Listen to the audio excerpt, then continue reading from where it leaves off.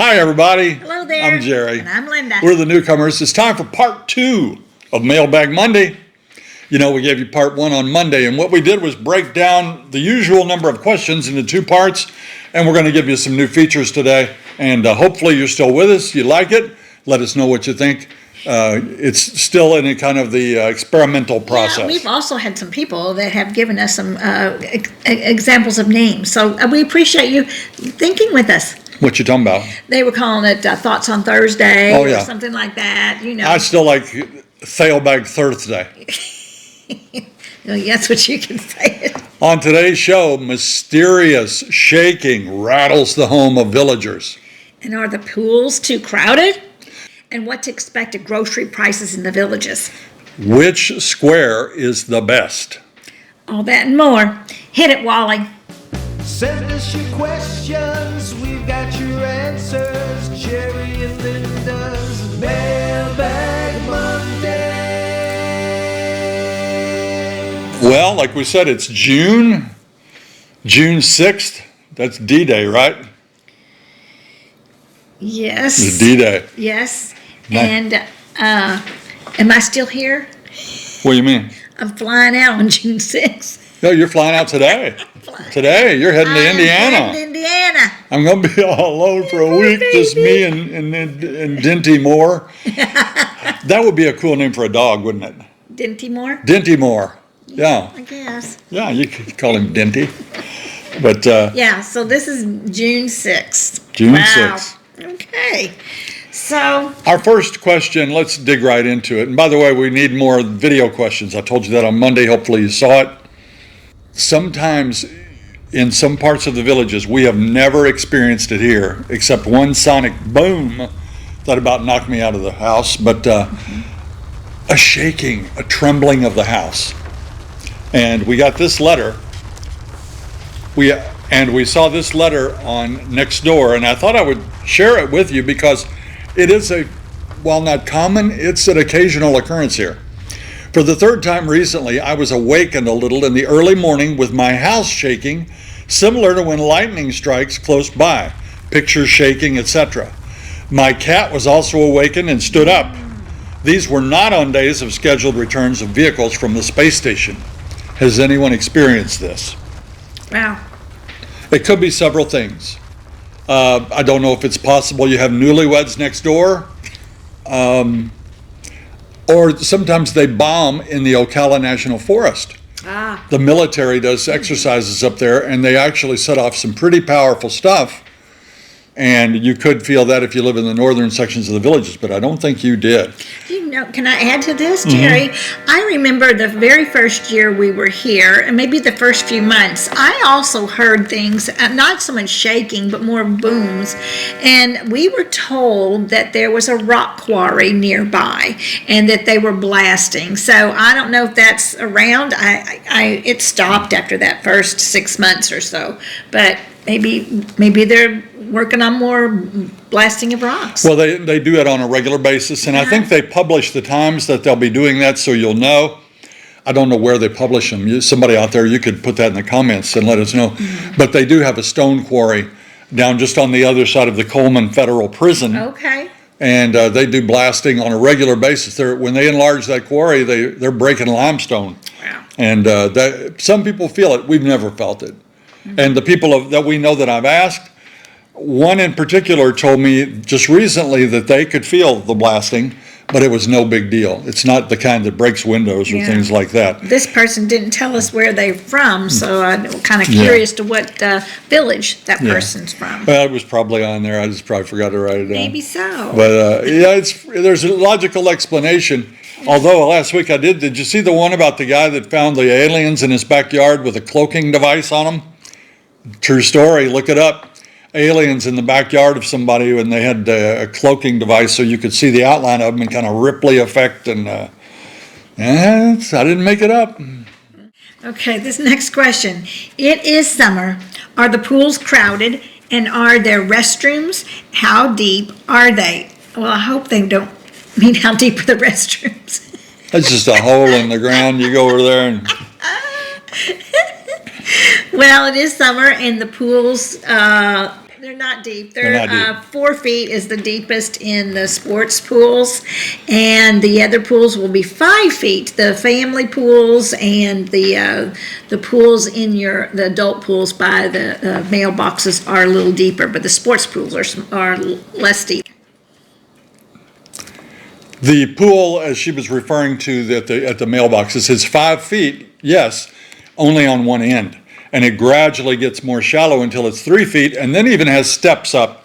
So there are some shallow ends, but the maximum depth is 5 feet. Restrooms? Yes, they have them. The sports pools are great. They have showers and everything. So you're going to have showers, dressing rooms, bathrooms. In the adult pools by the mailboxes, it's just single bathrooms. Bathroom, sink. All right. Good job. Pete and Sheila write, which of the squares is best? Do you go to all of them? How often and which bands are the best? I don't have a strong opinion on the bands. I'll tell you who we like, and it's totally subjective. As far as the groups go, we like Rocky and the Rollers. We love the Hooligans. Southbound's a good country western band. Relic is super popular right now. Mm-hmm. Johnny Wilde and the Delights is always popular. Clark Barrios. Did you say Blonde Ambition? Blonde Ambition. Yeah. It's quality at every square. Yes. There are 3 town squares, and then there's Sawgrass, which is just like a town square. We spent a really enjoyable evening there the other night with some quality music. So, and Edna's on the Green has music too in the afternoon or late. Yeah. But as far as which is best, they all have something to offer. Go all the way up to Spanish Springs. It has the beautiful fountain. It has a gazebo in the middle. It's just pleasant up there. You're surrounded by all the Spanish architecture up there, and it's really, I love it there. I really like the Spanish Springs Town Square. Yeah. But then you go to Sumter Landing, and you've got that lake, a boardwalk. You've got lots of restaurants around it, good seating area, and again, the band plays right in the middle. Mm-hmm. That's cool. And then you go to Brownwood, which is the one we go to most often, not because we like it the most, it's the closest for us. But it's good too, and it's got covered seating like you'd find at a fairgrounds. It's got stadium seating. That's seats. Really nice. They're hard wooden benches, but they also have chairs. Supply chairs for you if you want to have a chair. So they all have their pluses and minuses. Shade is a minus sometimes, but they've tried to address that with some canopies. Yeah. And of course, Brownwood has the overhead. If you go to Sawgrass, they've put in these giant orange trees. Yeah. That are out there, and they will really help. We were there, and it was quite hot the other night, and we got under an orange tree shade, and it was fun. It's also nice because they also have areas with little couches, and they have tables, high top tables, and it's a really nice atmosphere at Sawgrass Grove. I like it too. And I'll bet that Eastport's going to have something to top them all, but we don't know what it is yet. We'll find out when it's time to find out. That's right. Groceries are expensive everywhere.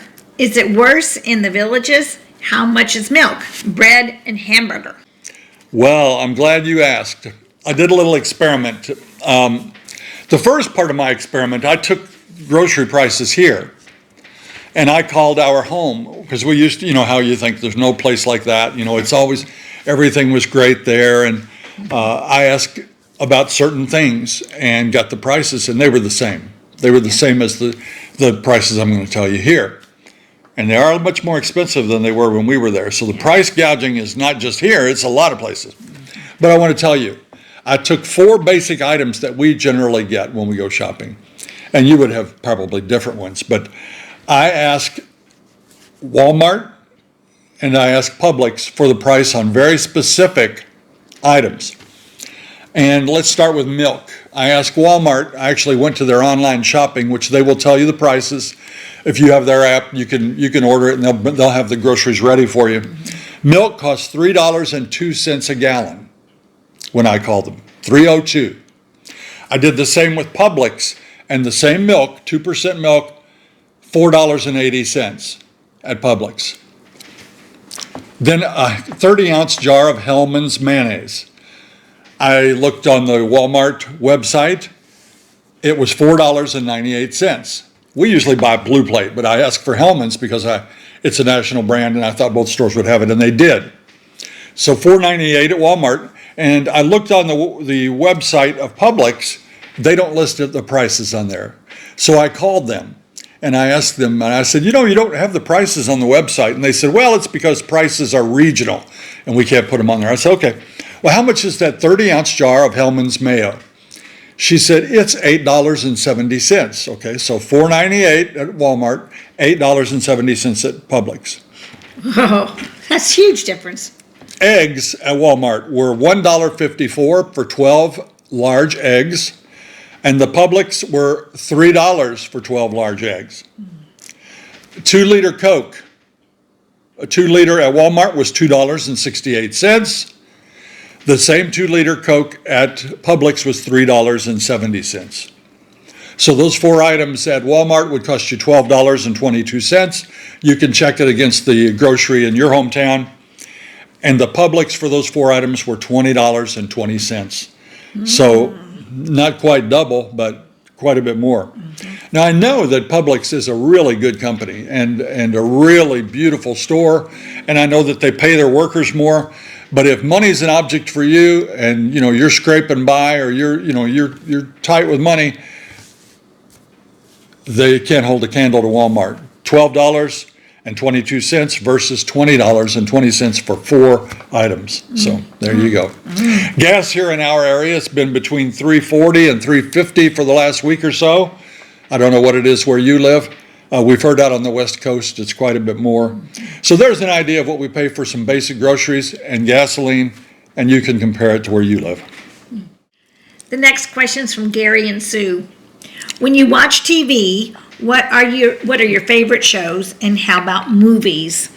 Well, we don't watch regular TV anymore. It's all pretty much cable, or it is YouTube TV. So we have things like Netflix or Prime Video or Peacock, Paramount, that kind of thing. Good job. We are doing a lot of series right now.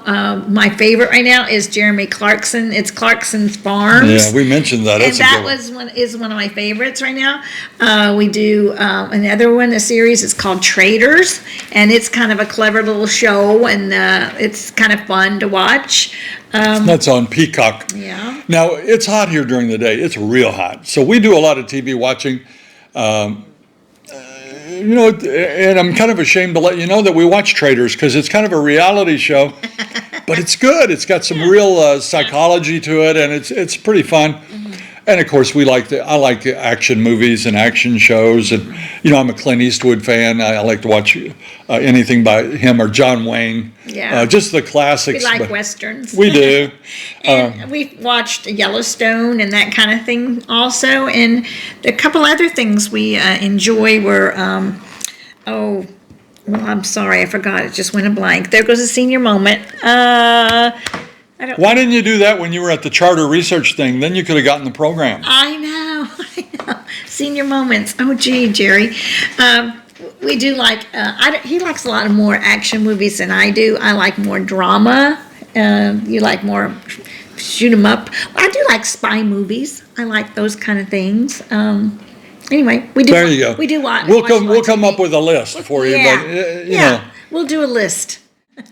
Hey, let's show these rocks. Yeah. Somebody asked us to show the rocks that Linda has painted, and Linda likes to do it. And I did it with her too, but I'm not as good as she is. But we'll show you some of them. Here's a little owl that she painted. Actually, it looks like I'm looking at this bag. We took one. Did I paint that one? I think most of these were yours. Mine. And we put a little sticker on the back that says "Villages Newcomers." Look at that. Yeah. Huh? We did a whole lot during a lot of these are mine. Winter, I'm not proud to say, a whole but bunch. These are. Give me a kiss. Yeah, give you. I think the Valentine's mine. Huh? Little ladybug. Little ladybug. She's cute. Did this one for the grandkids. We haven't hit it by their house yet. It's a little dinosaur.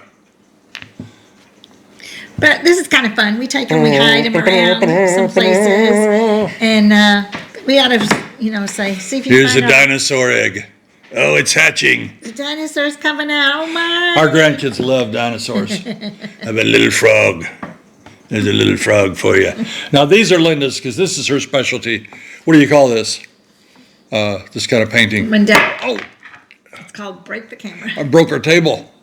See that fancy stuff there, huh? She's got others. That looks like maybe mine, but Yeah. she's good at it. I'm Most not. of mine are gone. This is definitely yours.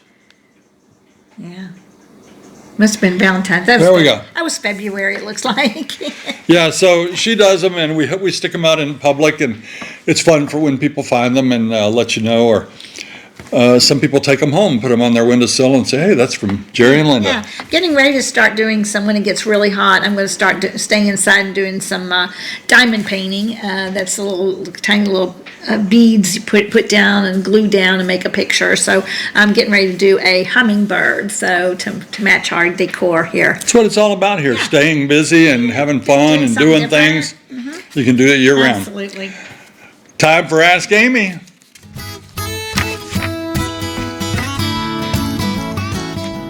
Hey Jerry and Linda. Today I wanted to answer the question about what happens to your personal property when you pass away. So in Florida, we are allowed to have a separate writing. It's called a personal property memorandum. And if you did a will or a trust, you're going to receive one of those from your attorneys. And it will have columns where you can list out the item and the person's name that you're wanting to go to. And you must make sure you date and sign it. Now, it can be on any sheet of paper, but you want to make sure you date and sign it. You also want to make sure you're very clear on what you're trying to give away. So if I say my car, it's going to be whatever car I have when I die. But maybe I have a classic car that I want to go to a certain person. I want to make sure I'm identifying that car. And it could be a dog, or it could be a ring, your golf clubs, right? So any personal property that you want going to a certain person, you can designate that in a separate writing. Just be, again, very clear on what the item is and who you want it to go to. Make sure you date and sign it, and keep that with your will and trust, so when the attorney gets involved, when you die, we can say, hey, do they have a separate writing saying who gets personal stuff? And just a side note, for those who are in blended families, make sure you are very clear about the items that you have brought into that marriage, especially if it's family heirlooms, because we have had, unfortunately, a lot of issues with the surviving spouse or the surviving kids taking things that probably didn't belong to that side of the family. Well, I hope you guys enjoyed that, and if you have any questions, feel free to reach out to us. Y'all have a great day. Thank you, Amy. All those little things are great to know, because we don't know what the laws are in Florida. You know, and a lot of you are new and you're trying to get a grasp on the situation, and she does a great job of keeping us informed, and so does Audra, and they keep us supplied with videos every week or two, and we're happy to bring them to you. Time for Sweet and Salty.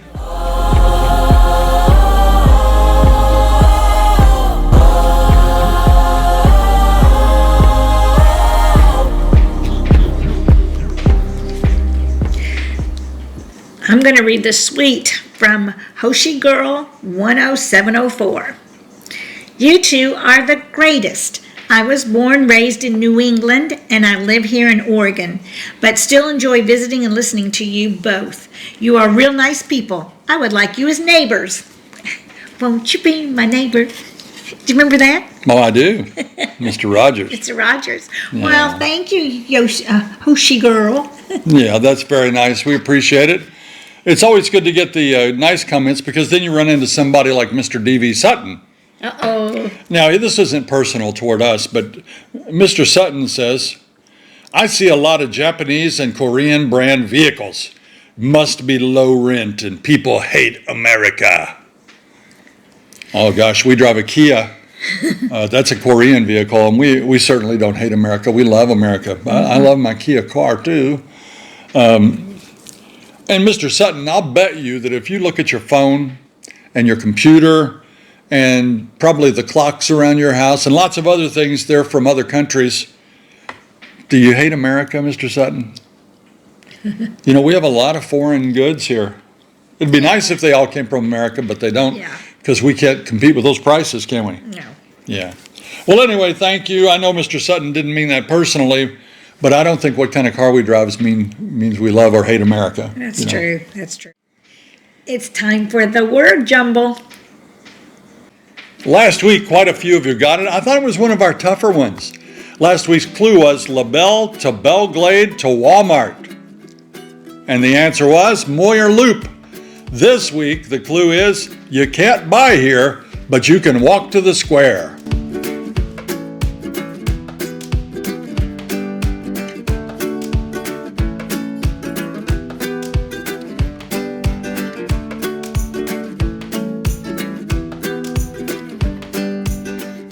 As always, when you come up with the correct answer, don't tell us in the comments. Just let us know you got it. And congratulations in advance, because I think you're all going to get it.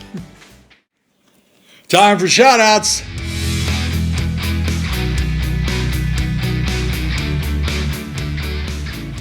Again, this is the time that we salute our friends of the channel. And however you became one, we appreciate you.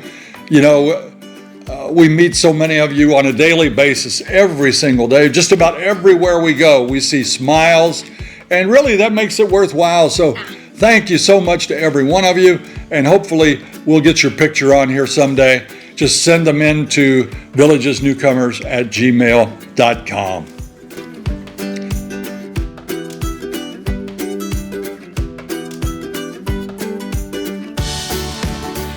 And that's going to do it for this week's edition of Mailbag Monday.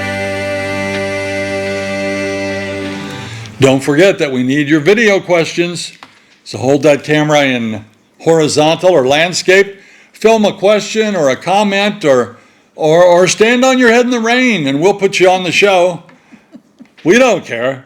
We need your regular questions as well. Just send them in to that same address, and we appreciate it very much. If you liked our video today, please press that like and subscribe button and share it with all your friends. Until next time. See you when you get here.